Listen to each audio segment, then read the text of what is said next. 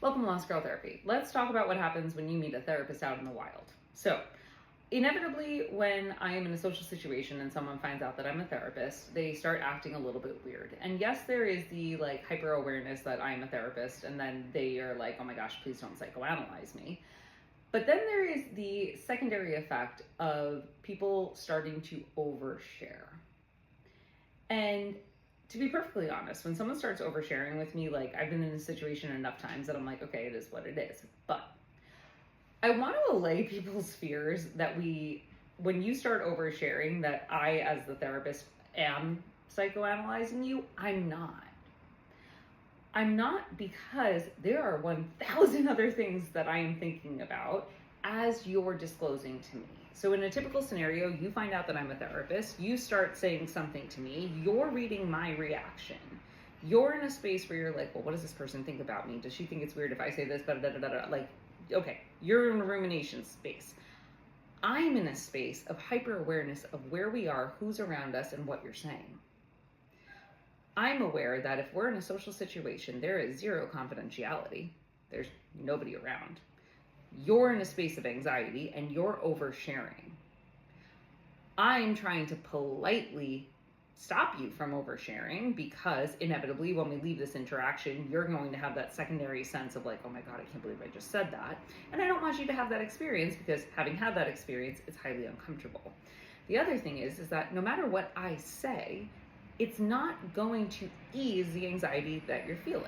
So even if I say, oh my gosh, yeah, that's such a challenging experience, or oh yeah, no, I mean, we've all been there, or yep, I definitely see that all the time, it is not a fulfilling length of time or a fulfilling statement to allow you to feel like, wow, yeah, I actually feel really safe and comfortable sharing this with you.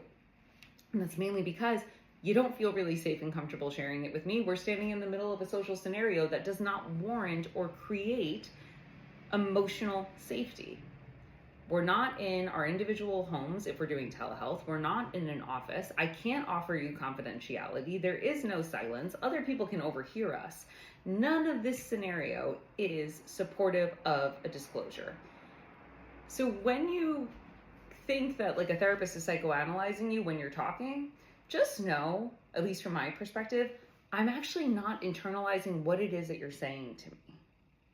And it's not because I'm not listening to you. It's because I am very, very aware of the experience that you're currently having and the experience that you're going to have when we leave this interaction. And there's basically nothing that I can do about it. Because even if I say to you, we're out, let's go talk to someone else, you're going to feel like I disregarded you. If I say this is a conversation that we need to have at a different time, you're going to feel dismissed. There is nothing to stop the over-disclosure train when you learn that I have a skill set of sitting and listening and helping.